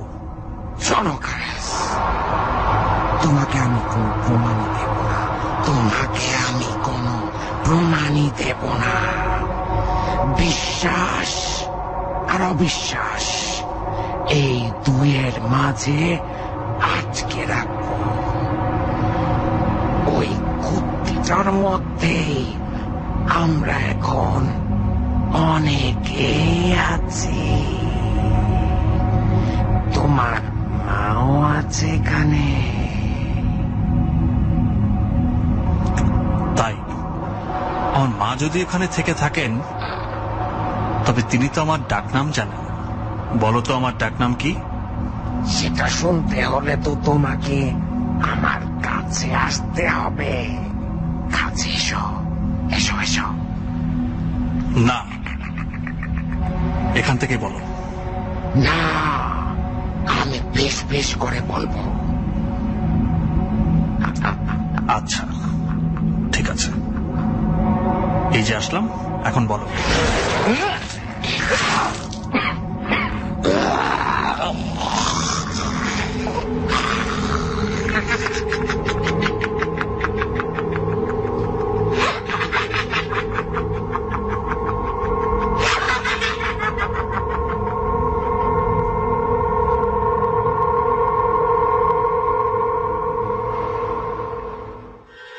শুনছেন কুয়াশার 101তম পর্বে এক্সরসিস্ট পার্ট 2, অর্থাৎ 100তম পর্বে আপনি শুনেছিলেন এক্সরসিস্ট পার্ট 1। তো এখানে আমরা দেখলাম যে গত সপ্তাহে আমরা দেখিয়েছি, এখানে আমরা নতুন দুজন মুখ দেখতে পাচ্ছি আজকে এক্সরসিস্ট পার্ট 2-তে। একজন হচ্ছে ফাদার ডেমিয়ান কারাস, আর একজন হচ্ছেন প্রাইভেট ডিটেকটিভ উইলিয়াম কিন্ডারম্যান, যারা ঘটনার সূত্রে সেই বাড়িতে চলে এসেছে। অর্থাৎ ক্রিসের কাছে প্রথমে ফোন যোগাযোগ করে হচ্ছে উইলিয়াম কিন্ডারম্যান, কারণ ক্রিসের যে ডিরেক্টর ছিল বার্ক, সে খুবই অজানা একটি কারণে কোন দুর্ঘটনায় মারা গেছে, এবং যখন মারা যায় তার আগ মুহূর্তে সে ক্রিসের বাড়িতেই ছিল, এবং ক্রিসের বাড়ির সামনে নিচু মতন জায়গা সিঁড়িতে তার লাশ পাওয়া যায়। সেটার ইনভেস্টিগেশন করবার জন্য উইলিয়াম কিন্ডারম্যান ক্রিসের সঙ্গে যোগাযোগ করে এবং তার বাড়িতে আসে। এবং রেগানের অবস্থা ক্রমেই খারাপ হতে হতে এমন অবস্থায় পৌঁছে গেছে যে, এবং যে কারণে ক্রিসের ধারণাই হয়ে গেছে যে রেগানের উপরে কোন শয়তান ভর করেছে, যার জন্য ফাদার ডেমিয়ান কারাসের আগমন ক্রিসের বাড়িতে। এবং আমরা দেখলাম যে রেগান বলছে তাকে কাছে আসতে, এবং একসময় রেগান তার গায়ে বমি করে দিয়েছে। তারপরে কি আছে সেটা শুনবো আমরা এর পরের পর্বে, অর্থাৎ এখন রেগানের জানালার দিকে তাকালেন। তিনি অকারণে কেমন অস্থিরতা অনুভব করলেন। তার মনে হলো পর্দা ঘেরা ওই বন্ধ জানালাটার ওই পাশ থেকে কেউ একজন তাকে দেখতে পাচ্ছে। অনেকক্ষণ অভিভূতর মতো দাঁড়িয়ে থাকলেন তিনি। বাড়িতে ফিরে অনেকগুলো বই নিয়ে বসলেন তিনি। আজ তার সাথে ঘটে যাওয়া ঘটনাগুলোকে মিলিয়ে মিলিয়ে দেখার চেষ্টা করলেন বিজ্ঞানের সাথে। দেখলেন ভূতে পাওয়া লক্ষণগুলো রেগানের লক্ষণগুলোর সাথে ঠিক মিলে যায়, কিন্তু রেগানের চেহারার বিকৃতি সে তো অসুখের জন্য হতে পারে। তাছাড়া গলার স্বরের পরিবর্তন সে তো যে কেউই করতে পারে। অভিনেতারা নানা রকম নানাভাবে কথা বলে না? ওর মা একজন অভিনেত্রী, মায়ের প্রতিভার ছায়াই হয়তো অনেক গাঢ়ভাবে পড়েছে রেগানের মধ্যে। আবার রেগানের কথাবার্তায় ক্ষুরোধার ছাপ, সেটারও যুক্তি খুঁজে বের করলেন তিনি। দ্বৈত সত্তার আবির্ভাব ঘটলে দ্বিতীয় সত্তাটি সচরাচর বুদ্ধিমান হয়। কারাস কাগজ কলম সরিয়ে রেখে দীর্ঘ একটা নিঃশ্বাস ফেললেন। রেগানের নিজের গলার যে টেপটি তিনি এনেছিলেন সেটা চালু করলেন। রেগানের গত জন্মদিনে টেপটা করা হয়েছিল তার বাবাকে পাঠানোর জন্য। কি অসম্ভব মিষ্টি গলা! হ্যালো বাবা, আমি কথা বলছি। কিছু মনে আসছে না। মা, কি বলবো?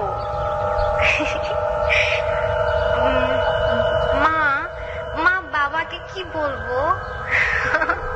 কিছু মনে আসছে না। আচ্ছা আচ্ছা, শোনো, তুমি শুনতে পাচ্ছ?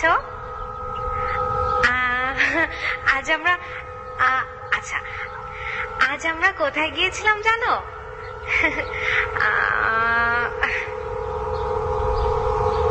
আচ্ছা দাঁড়াও, প্রথম থেকে বলি। হ্যাঁ, টেপ রেকর্ডারটা বন্ধ করে কারাস সিগারেট ধরিয়ে বারান্দায় এসে বসলেন। তারপর নিজের মনেই বললেন, রেগানের ঘরে যে বসে আছে সে কিছুতেই রেগান হতে পারে না। তার মাথায় একটা পরিকল্পনা এসেছে। শয়তান অবশ্যই তার অস্বাভাবিক ক্ষমতার পরিচয় দেবে যদি সে আসলেই শয়তান হয়ে থাকে।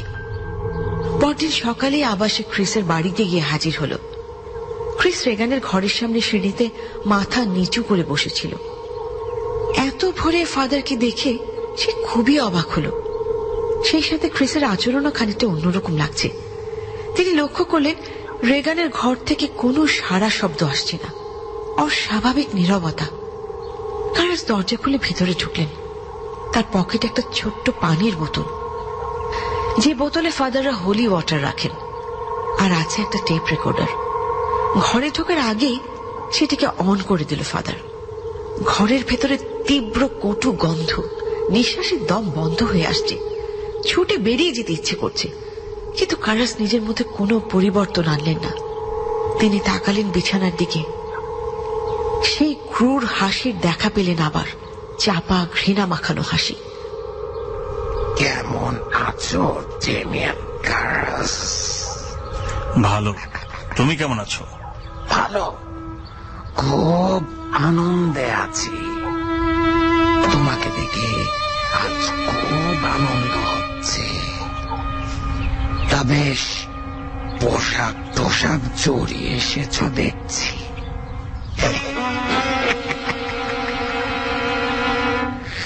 ঘরে একটু দুর্গন্ধ আছে।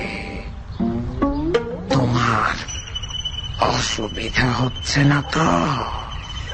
না। তুমি মহামিথ্যুক। শয়তানরা তো মিথ্যাবাদীদেরই পছন্দ করে।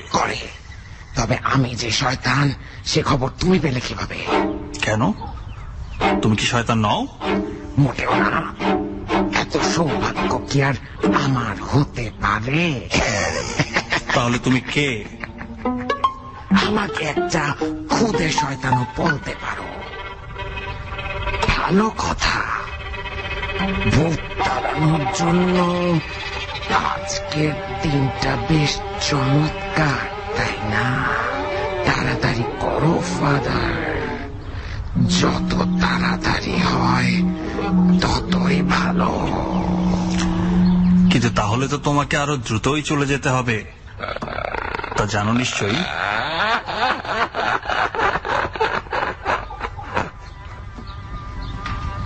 ভুল বললে এতে তোমাকেও পাবো আমাদের মধ্যে। নমুনা দেখতে চাও? হ্যাঁ, চাই। তবে দেখো,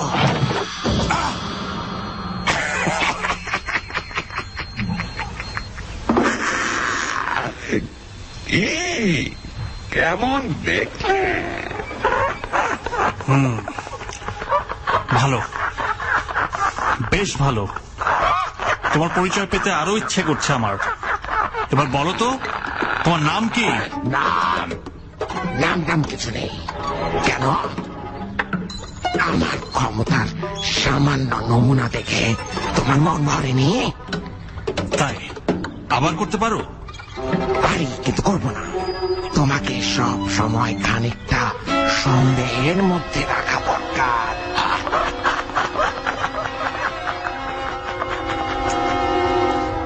তুমি কি বলতে পারবে আমি ঠিক এই মুহূর্তে কি চিন্তা করছি? তোমার চিন্তায় আমার কোনো আগ্রহ নেই। তার মানে তুমি আমার মনের কথা বলতে পারো না? তা ভাবতে যদি তোমার ভালো লাগে তবে তাই। তুমি যেই হও সত্যিই খুব অদ্ভুত। তা ঠিক প্রিয় কারাস, খুব সত্যি কথা বলেছ। আচ্ছা বলো তো, আমার হাতের এই ছোট্ট বোতলে এটা কি?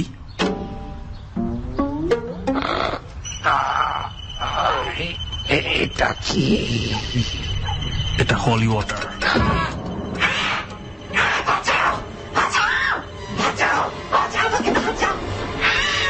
এবার বলো, এবার বলো, বলো এবার তোমার নাম কি? তোমার নাম কি?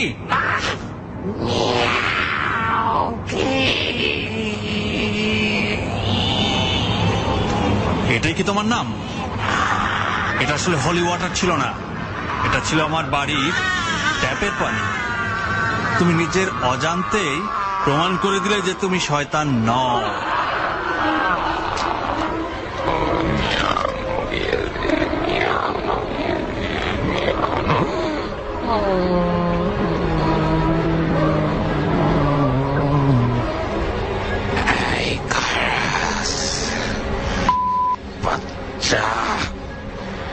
নিজেকে বড্ড চালাক ভাবিস তুই, তাই না? তোর ওই বোতলে যে আগে থেকে রাখা 2 ফোঁটা হলি ওয়াটার ছিল, তার সাথে তোর বডির ট্যাপের পানিও হলি হয়ে গেছে।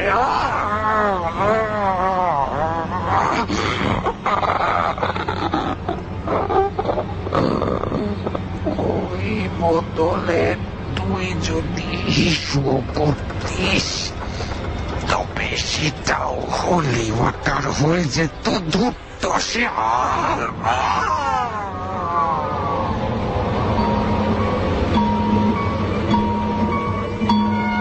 ফাদার কারাস আর কিছুই বলতে পারলেন না। তার এত দিনের অনুমান মিথ্যা প্রমাণিত হবে তিনি সেটা আশা করেননি। ফাদারের এরকম নিশ্চুপ মুখ দেখে ক্রিস কাঁদতে লাগলো। তখন ক্রিসের মাথার উপর একটা হাত রেখে কারাস জানালো একটা চার্চের সাথে কথা বলবেন তিনি। গোটা বিষয়টাই রহস্যময়। একবার কারাসের মনে হয় এটা একটি ভয়ঙ্কর মানসিক অসুখ, আবার পরক্ষণেই মনে হয় মেয়েটির মধ্যে শয়তান থাবা মেলে বসে আছে। ফাদার ডেমিয়ান কারাস আরেকটা শেষ চেষ্টা করবে বিষয়টাকে একটা বৈজ্ঞানিক ব্যাখ্যার মধ্যে ফেলার জন্য। ভাষা ইনস্টিটিউটের পরিচালক তার পরিচিত। তার কাছে রেগানের সমস্ত টেপগুলো দিয়ে আবিষ্কার করার চেষ্টা করবেন আসল রহস্য আসলে কি। ক্রিসদের বাড়ি থেকে বেরিয়েই কারাস এক অপ্রত্যাশিত দৃশ্য দেখলেন। রাস্তার ল্যাম্পপোস্টের নিচে দাঁড়িয়ে ক্রিসের কাজের লোক কার্ল জানি তাকে মেরে ফেলা হয়েছে।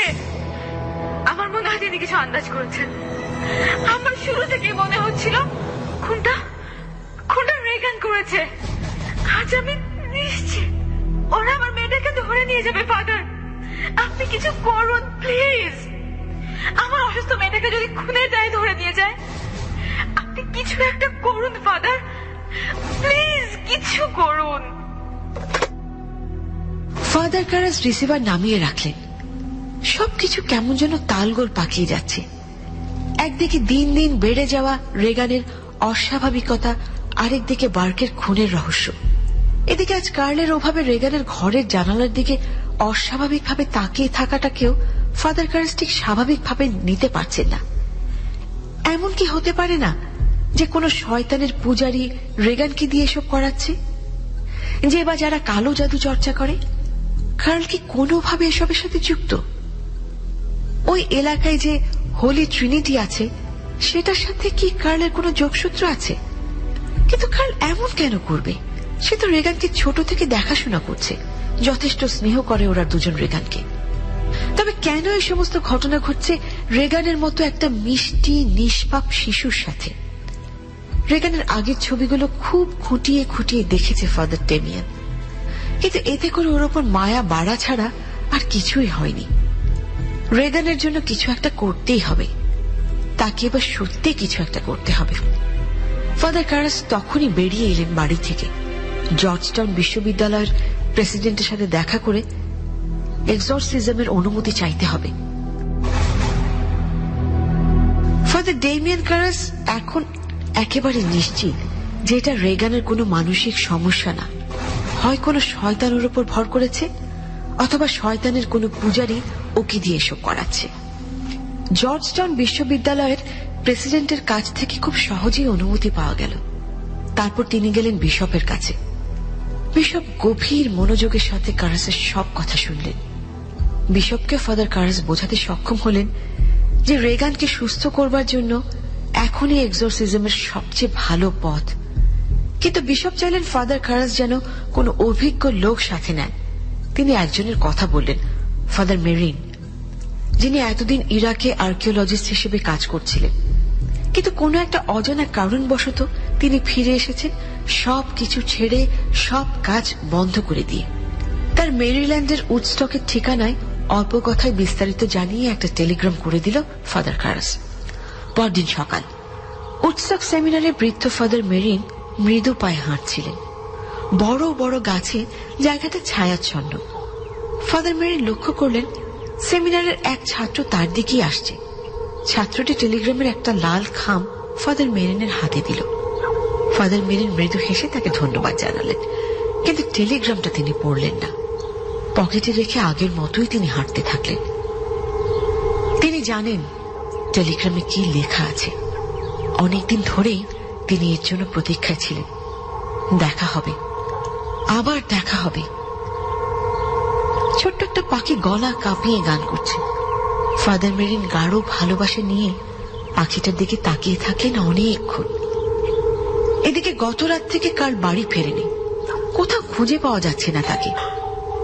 ক্রিস এত সব দুশ্চিন্তা একসাথে না নিতে পেরে কার্লের দায়িত্ব ডিটেকটিভ উইলিয়ামকে দিয়ে দিয়েছে।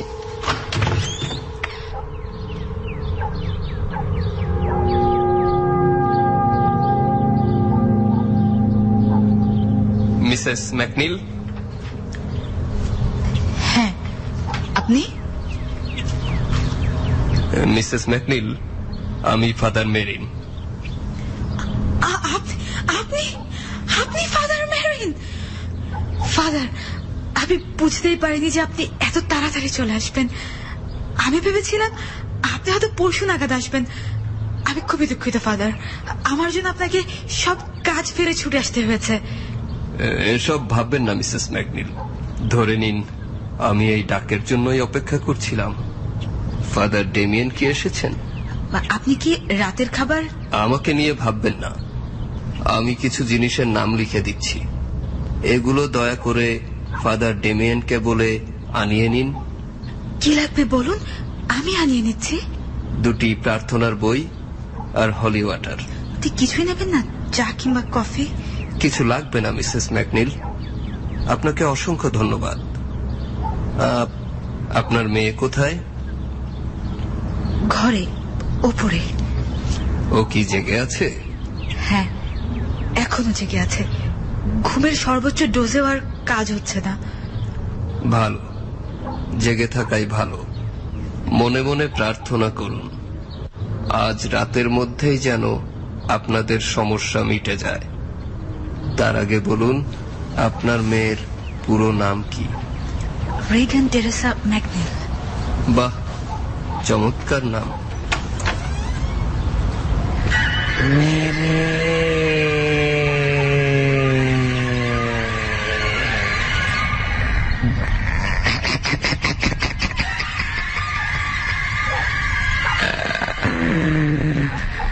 তাহলে এসেছি শেষ পর্যন্ত।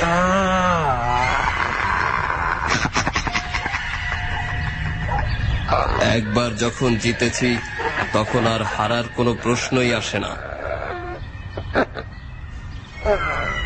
দেখো চেষ্টা করে, আমাকে দেখো চেষ্টা করে। আমাকে শেষ করতে হলে এই রেগন কুত্তিটাকে আগে শেষ করতে হবে।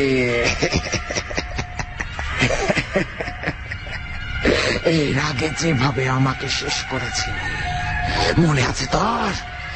আগের বারের ওই কচি খুকিটাকে বাঁচাতে পারিসনি তুই, এবারও পারবি না। দেখা যাক। এবার তাহলে বলো, রেগানের মধ্যে এখন কে কে আছে? কেউ নেই, কেউ নেই, কেউ নেই, কেউ নেই, কেউ নেই, শুধু আমি আছি। আর আমার যখন যাকে প্রয়োজন পড়ছে তখন তাকে নিয়ে আসছি। পারলে টাকা, টাকা, টাকা, পারলে টাকা। হাজার হাজার অতৃপ্ত আত্মাকে আমি এখন রেগানের মধ্যে নিয়ে আসতে পারি। এতগুলো শয়তানকে তুই একসাথে থামাতে পারবি? শয়তান তো একটাই, সেটা হলে তুমি। তোমাকে শেষ করলেই বাকি সব এমনি এমনি শেষ হয়ে যাবে, এর আগের বার যেমন শেষ হয়েছিল। আমি বেশ কিছুদিন আগেই টের পেয়েছিলাম যে তুমি আবার ফিরে আসবে। তোমার সাথে তাই লড়াই করার জন্য প্রস্তুত আমি। ইরাকে শয়তান পাজুজুর মূর্তিটা যখন খুঁজে পাই তখনই আমি সব টের পেয়েছিলাম। এবার বলো, রেগানের মধ্যে কিভাবে এলে তাই বলো। আমার মূর্তিটা যখন আবার উদ্ধার হলো তখন আমি আবার পুনর্জন্ম লাভ করি।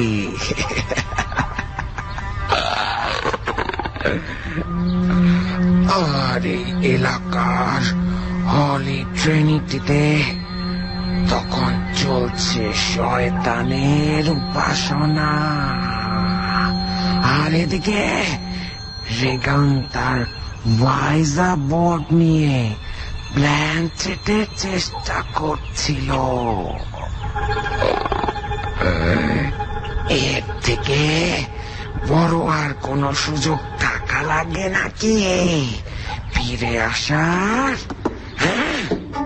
প্রথমে ওর বন্ধু হয়ে ওর মধ্যে ভর করি, তারপর কি হয়েছে না হয়েছে তা তো এতক্ষণে তুমি জেনে গিয়েছ নিশ্চয়। জেনেছি। এখন তুমি তোমার নিজের শেষ দেখার জন্য প্রস্তুত হও। তুই প্রস্তুত হ। তুই তুই এবার তুই মরবি, আমি বলছি তুই মরবি। আমি বলছি তুই মরবি, আর এই মেয়েটাকেও মেরে ফেলবি। তুই দেখিস, তুই মিলিনি।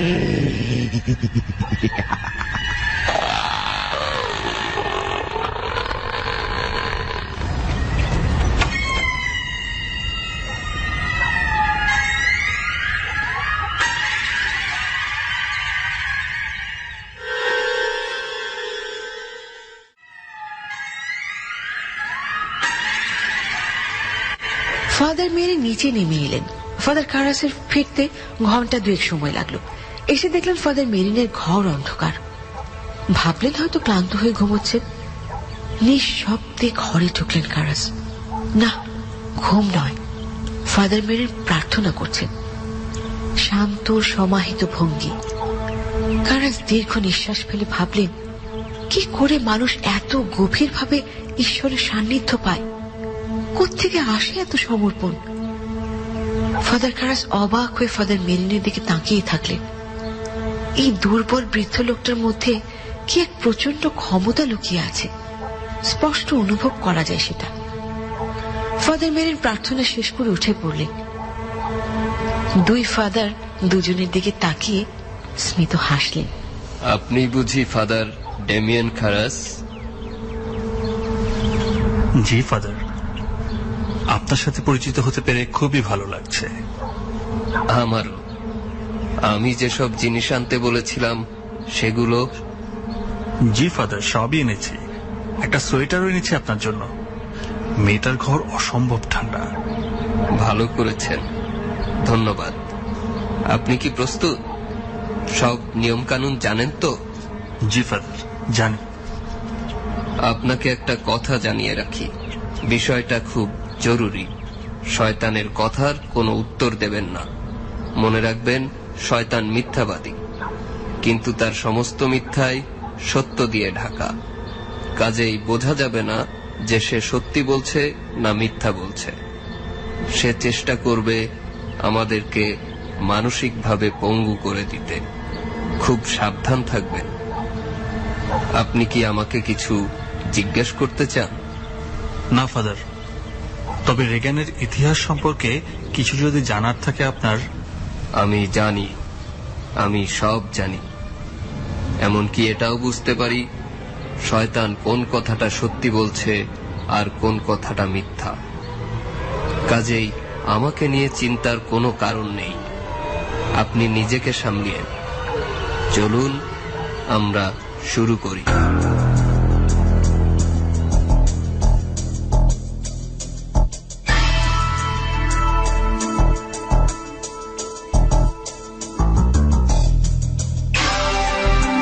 নিখোঁজ হবার ঠিক এক রাত পর কার্লকে পাওয়া গেল শহরের রিমান্ড সেলে। কার্ল আসলে নিখোঁজ হয়নি, তাকে এখানে আটকে রাখা হয়েছিল। যে ব্যক্তি কার্লের পিছু নিয়েছিল সে আর কেউ নয়, ডিটেকটিভ উইলিয়াম কিন্ডারম্যান। দুজন এখন রেগান লক লক একটা জিভ বের করে শুয়ে আছে। ঘন কালো রঙের একটা জিভ মুখ থেকে অনেকখানি বেরিয়ে আছে, চোখ দুটো জল জল করছে। ভারী গম্ভীর গলায় রেগান বলল, তোরা এসেছিস, তোরা আবারও এসেছিস। দে দে, ছিটিয়ে দে তোর পেচ্ছাপ এই মেয়েটার গায়ে ছিটিয়ে দে। চুপ চুপ।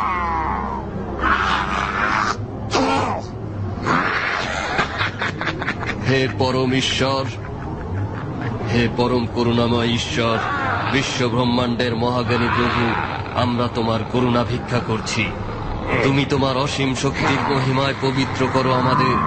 হে করুণাময় ঈশ্বর, তুমি পবিত্র করো এই শিশুটিকে।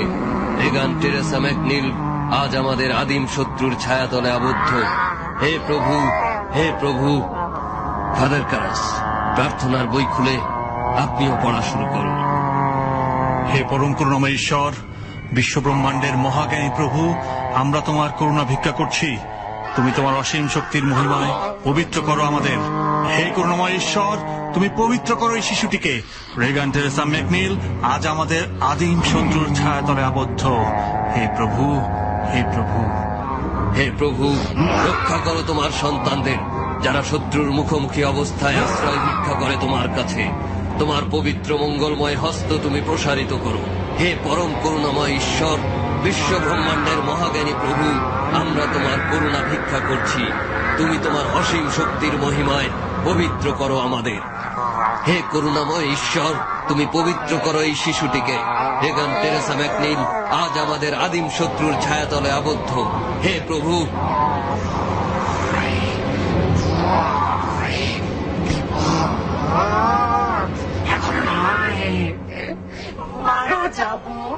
মারা যাবো, আমি মরে যাবো মা। চারিদিকে শূন্যতা, আমার ভয় করে মা। কি মিষ্টি, কি মিষ্টি রক্ত, শরীরের রক্ত কি মিষ্টি।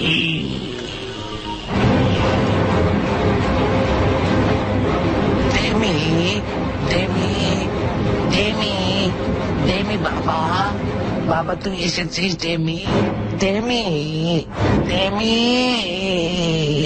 ফাদার কারাস, আপনি ওদের কথায় কান দেবেন না, আপনি প্রার্থনায় মনোযোগ দিন। আমার সাথে বলুন, হে প্রভু, রক্ষা করো তোমার সন্তানদের, যারা শত্রুর মুখোমুখি অবস্থায় আশ্রয় ভিক্ষা করে তোমার কাছে। তোমার পবিত্র মঙ্গলময় হস্ত তুমি প্রসারিত করো। হে পরম করুণাময় ঈশ্বর, বিশ্ব ব্রহ্মাণ্ডের মহাজ্ঞানী প্রভু, আমরা তোমার করুণা ভিক্ষা করছি। তুমি তোমার অসীম শক্তির মহিমায় পবিত্র করো আমাদের। হে করুণাময় ঈশ্বর, তুমি পবিত্র করো এই শিশুটিকে। রেগান টেরেসা ম্যাকনিল আজ আমাদের আদিম শত্রুর ছায়াতলে আবদ্ধ। হে প্রভু, হে ঈশ্বর। ডেমি, ডেমি, ডেমি, মা, মা,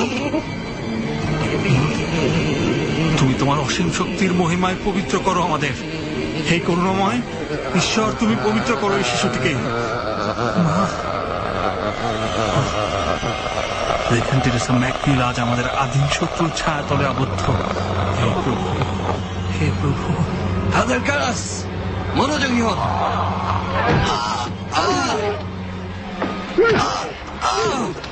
প্রস্তাবনায় অংশ নিন, আমার সাথে বলুন, শত্রুর ওপর তোমার জয় হোক, শত্রুর ওপর তোমার জয় হোক।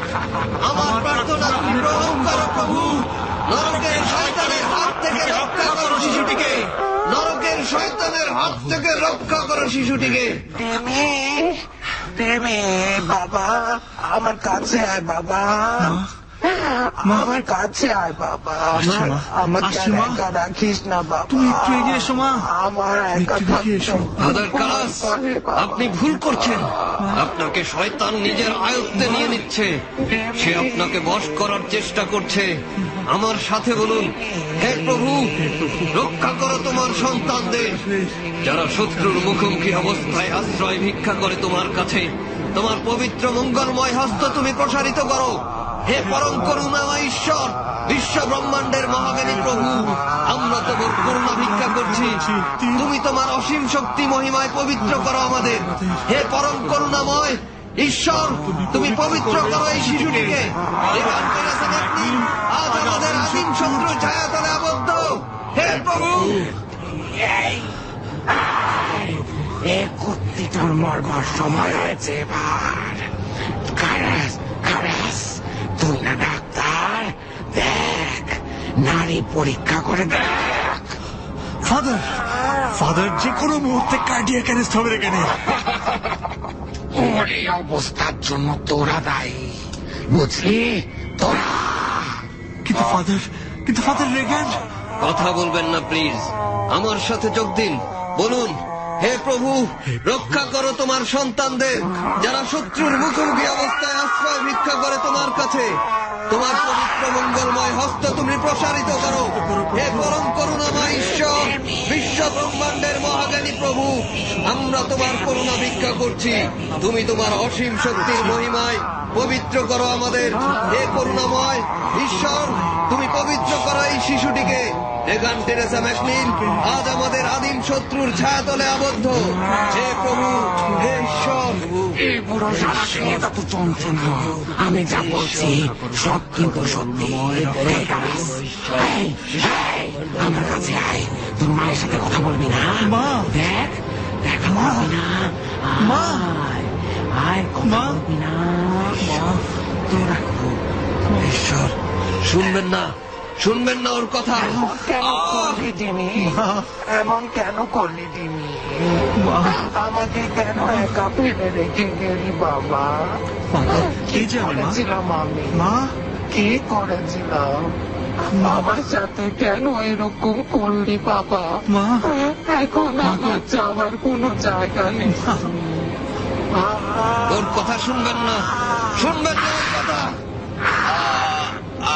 Father marine, father marine, father marine, father marine, marine. ঈশ্বর,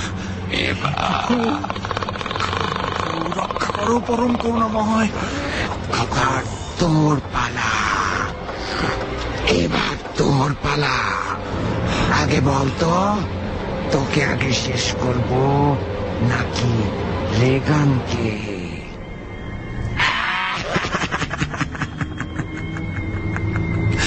আমি তোমার কাছে আমার নিজেকে সমর্পিত করছি। এসো এসো এসো। এই তো এতক্ষণে বেটা লাইনে এসেছে। বল বল, তুইও আমার পূজা করবি? হ্যাঁ হ্যাঁ, করবই তো। তবে হে প্রভু, রক্ষা করো, তোমার সন্তানদের রক্ষা করো, যারা শত্রুর মুখোমুখি অবস্থায় আশ্রয় ভিক্ষা করছে তোমার কাছে। তোমার পবিত্র মঙ্গলময় হস্ত তুমি প্রসারিত করো। হে পরম করুণাময় ঈশ্বর, বিশ্ব ব্রহ্মাণ্ডের মহাজ্ঞানী প্রভু, আমরা তোমার করুণা ভিক্ষা করছি। তুমি তোমার অসীম শক্তির মহিমায় পবিত্র করো আমাদের। হে করুণাময় ঈশ্বর, তুমি পবিত্র করো এই শিশুটিকে। রেগান টেরেসা ম্যাকনিল আজ আমাদের আদিম শত্রুর ছায়াতলে আবদ্ধ। হে প্রভু, শত্রুর উপর তোমার জয় হোক, শত্রুর উপর তোমার জয় হোক। আমার প্রার্থনা গ্রহণ করো প্রভু, নরকের শয়তানের হাত থেকে রক্ষা করো এই শিশুটিকে।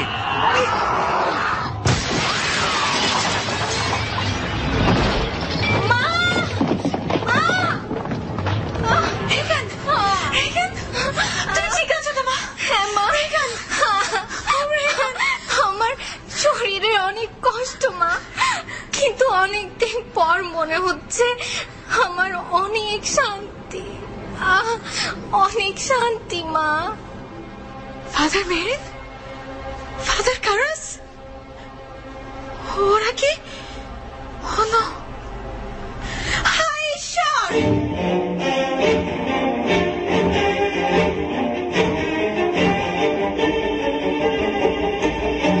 ফাদার মেরিন আর ফাদার কারাসের মৃত্যুর 6 সপ্তাহ পর ডিটেকটিভ কিন্ডারম্যান তার রিপোর্ট পেশ করল। এতদিন পর্যন্ত বোঝা যায়নি যে আসলে সে কি করতে চাচ্ছে।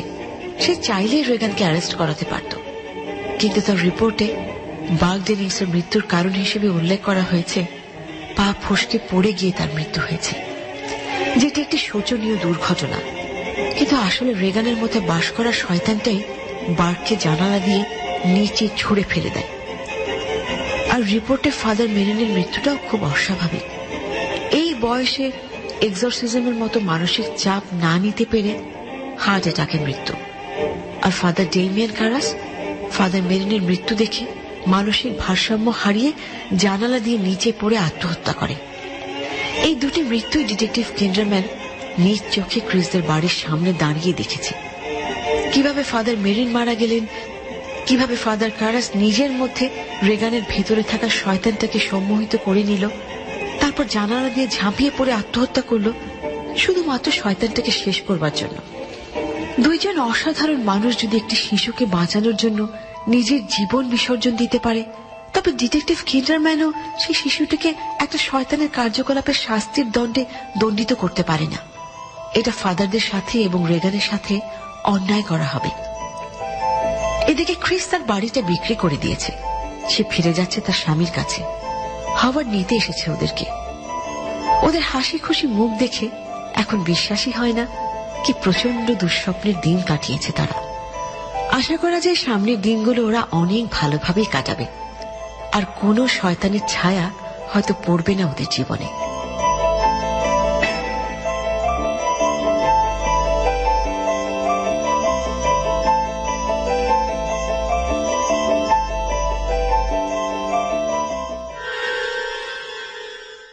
আমি আরজি শারমিন, আর শেষ হয়ে গেল কুয়াশার 101তম পর্বের আজকের আয়োজন, অর্থাৎ এক্সরসিস্টের সেকেন্ড পার্ট। আজকে খুবই চমৎকার ভাবে শেষ হলো কুয়াশার 101তম পর্বের এক্সরসিস্টের সেকেন্ড পার্ট। এবং যারা আমার সঙ্গে এতক্ষণ ছিল, অনেক অনেক ধন্যবাদ সবাইকে।